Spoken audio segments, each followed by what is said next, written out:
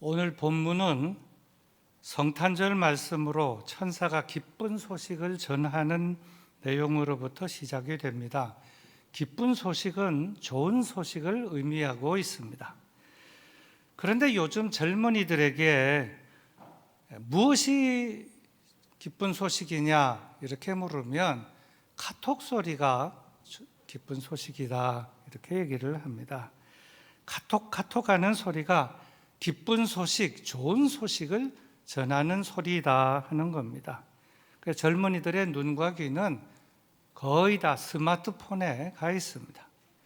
사랑하는 가족, 사랑하는 사람의 카톡 소리, 친구의 카톡 소리, 그리고 그 카톡을 확인하고 나면 아주 즐거워하고 그 다음에 손가락이 아주 바쁘게 움직입니다.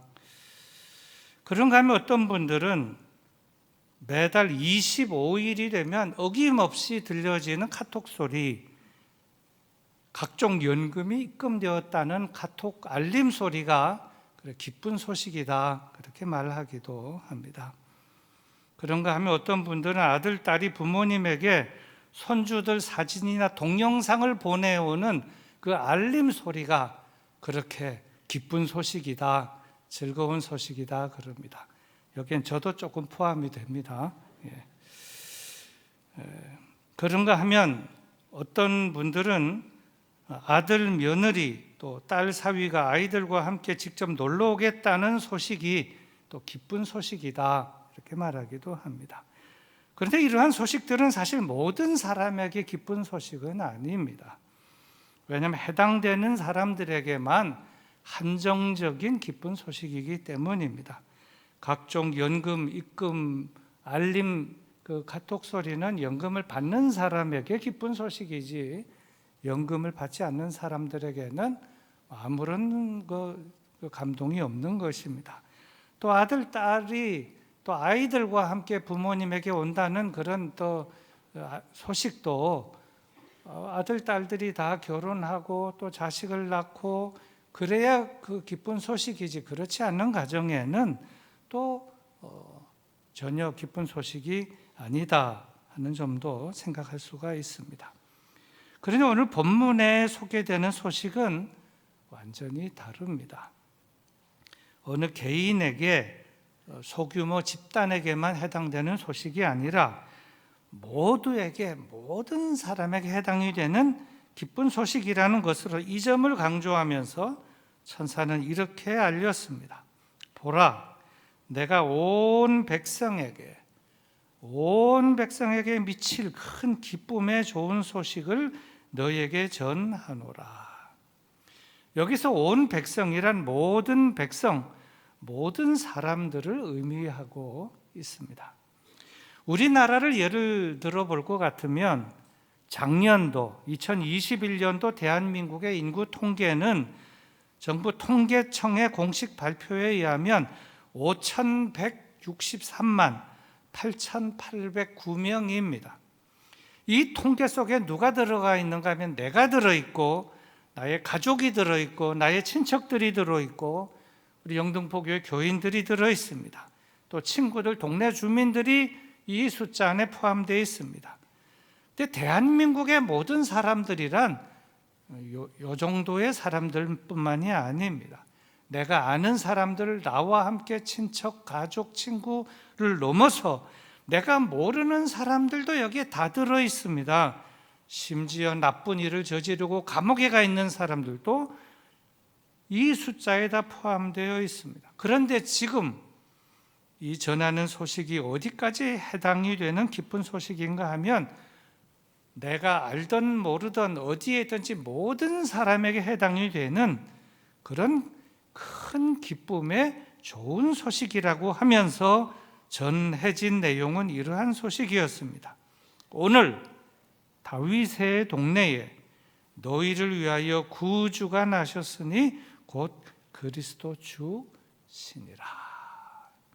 구주가 나셨다 하면서 그리스도이시다, 주님이시다라고 말씀했습니다.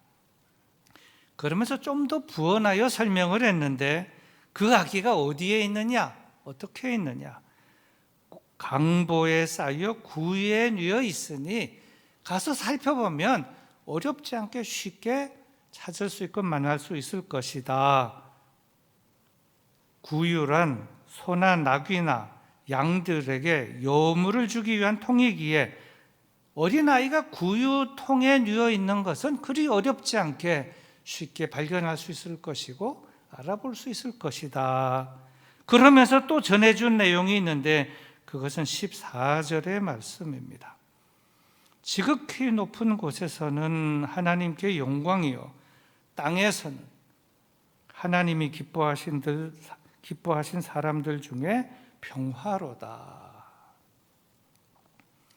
이렇게 예수님께서 탄생하실 때 천사는 탄생 소식을 알렸는데 맨 처음에 이 소식을 전해준 대상이 누구였는가 하면 목자들이었습니다. 당시의 목자들은 상류계층이 아니고 중류계층도 아니고 하류계층으로서 사람 대접을 잘 받지 못하고 살았지만 천사는 예수님의 탄생의 기쁜 소식을 저들에게, 이 하류계층들에게 맨 먼저 알렸다는 것입니다. 본문 8절에도 보면 목자들이 밤에 밖에서 자기 양떼를 지키더니 이렇게 표현을 했는데, 목자들은 날씨가 덥건 춥건 간에 항상 양들과, 목자니까 양들과 함께 있어야 했는데 그 당시도 날씨가 쌀쌀했는데 양들이 밖에 들에 있었으므로 목자들도 양들과 함께 밖에서 그 밤에 한데 있었는데 바로 그때 그 목자들에게 예수님의 탄생 소식이 알려졌다는 것입니다. 어떻게 보면 천사가 전하는 그 기쁜 소식이 목자들에게 전해지지 않고 좀 상류계층인 제사장들이나 서기관들이나 유력한 지도자들에게 맨 먼저 들려졌다고 한다면 아마 영향력, 파급력, 그건 훨씬 목자들보다 더 있었을 것인데 왜 그렇게 그 상류계층에 먼저 전하지 않고 목자들에게 전해졌을까? 이 점을 생각해 볼 때 천사가 상류계층에 전하지 않고 하류계층의 목자들에게 전한 것은 하나님의 깊은 뜻이 있지 않았나 이렇게 생각합니다. 그것은 하늘의 기쁜 소식은 누구에게 전해지는가 하면 마음이 가난한 사람들에게, 마음이 겸손한 사람들에게, 그들에게 먼저 전해지는 것이 하나님의 뜻이다. 그것이 하늘의 뜻이다. 그래서 가난하고 어렵게 사는 그 목자들에게 먼저 전해지지 않았나 그렇게 믿는 것입니다. 강화도 외포리 선착장에서 배를 타고 1시간 반 정도 가면 주문도라고 하는 섬이 있습니다. 저도 이 주문도라고 하는 섬에 가본 일이 있습니다만은 이 주문도의 바닷가 모래는 아주 곱고 백사장은 아주 넓습니다. 그래서 그 백사장에서 나오는 조개들이 아주가 인기가 있고 또 값어치도 있습니다. 그런가 하면 이 주문도라는 섬은 조선시대 이후부터 정치적 유배지로도 아주 유명한 섬이기도 합니다. 근데 이 주문도에 복음이 들어간 역사는 올해 129년이 됩니다. 우리 영등포교회 역사보다 10년이 더 되는 곳으로서 이 섬에, 이 주문도에 복음이 맨 처음 들어갔을 때 그 얘기를 좀 들려드리려고 합니다. 129년 전에 복음이 맨 처음 이 섬에 들어갈 때 폭이나 감동을 주는 이야기가 있습니다. 때는 1893년도에 영국 성공회 신부가 통역자를 대동하고 또 주위에 성공회 전도인 윤정일 씨를 대동해서 주문도를 방문을 하게 됩니다. 그리고 주문도를 가니까 믿는 사람이 아무도 없었는데 가서 맨 처음에 만난 사람이 술 취한 어부들, 또 상인들, 도둑들, 불량배들 이런 사람들을 만나게 됐는데 그들을 만나자마자 맨 처음에 초면이긴 하지만 맨 처음에 복음을 전한 메시지 예수님처럼 세례 요한처럼 이렇게 전했습니다. 회개하시오. 천국이 가까이 왔습니다. 참 어려운 말을 입을 때였습니다.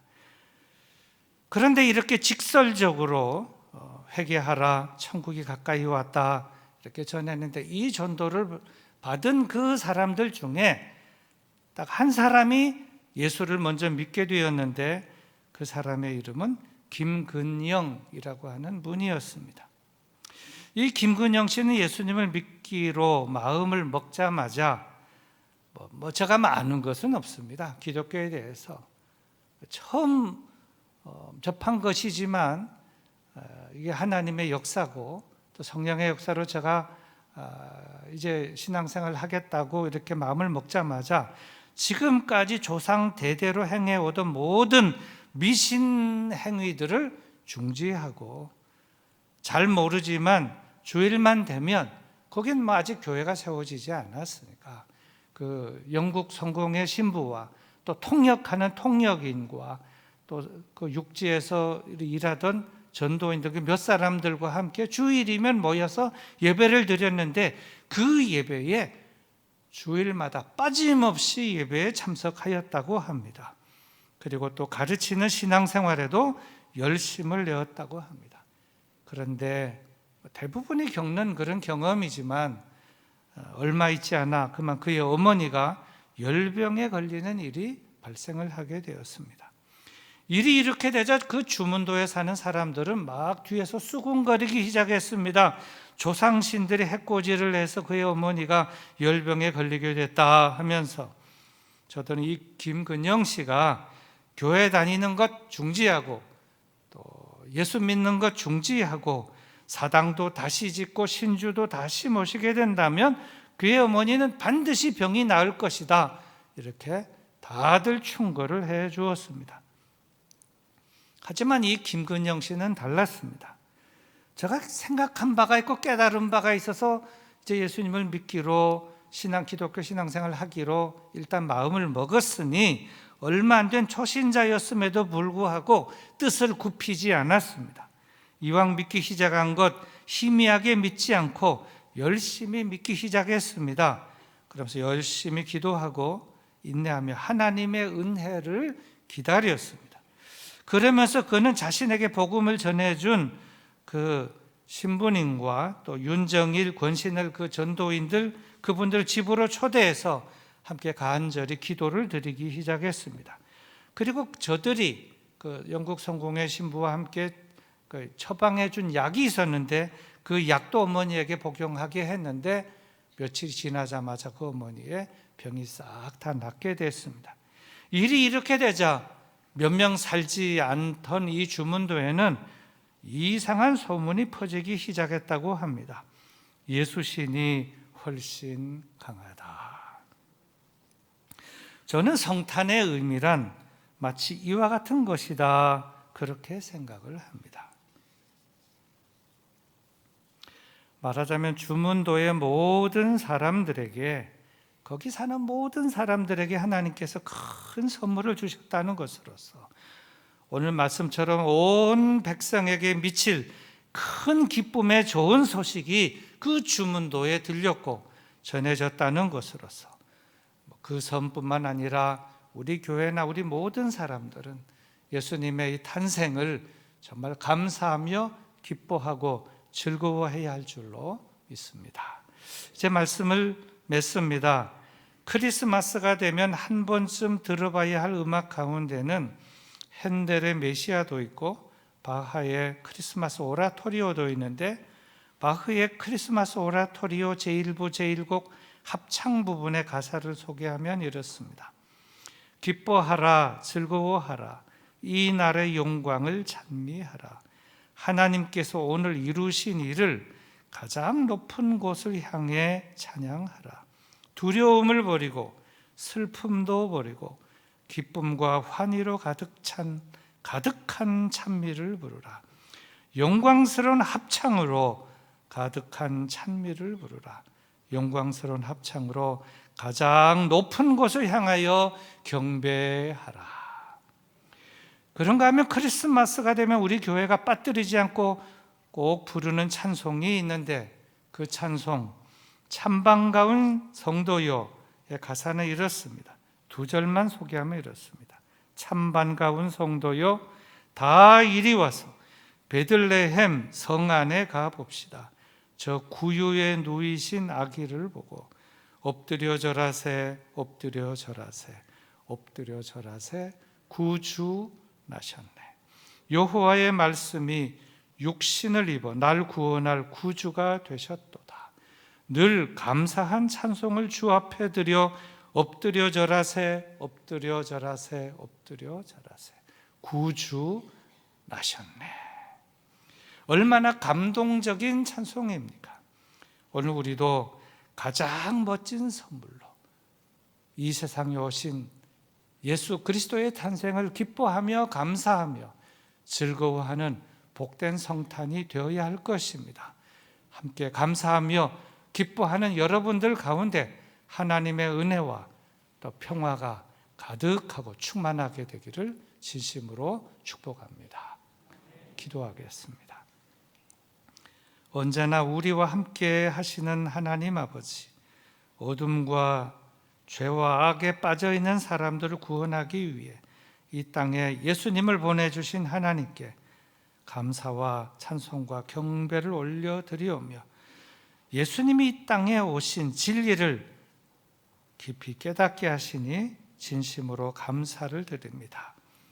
하나님 아버지, 이 땅에는 성탄의 의미를 알지 못하는 사람들이 너무나 많이 있습니다. 저들에게 예수님이 이 땅에 오신 그 의미가 잘 들려지도록, 이해가 되도록, 받아들일 수 있도록 저들의 마음도 열어주시고 귀도 열어주시고 은혜도 베풀어 주셔서 새 소망과 새 생명 가운데 살게 하여 주시옵소서. 예수님의 이름으로 감사하며 기도드리옵나이다.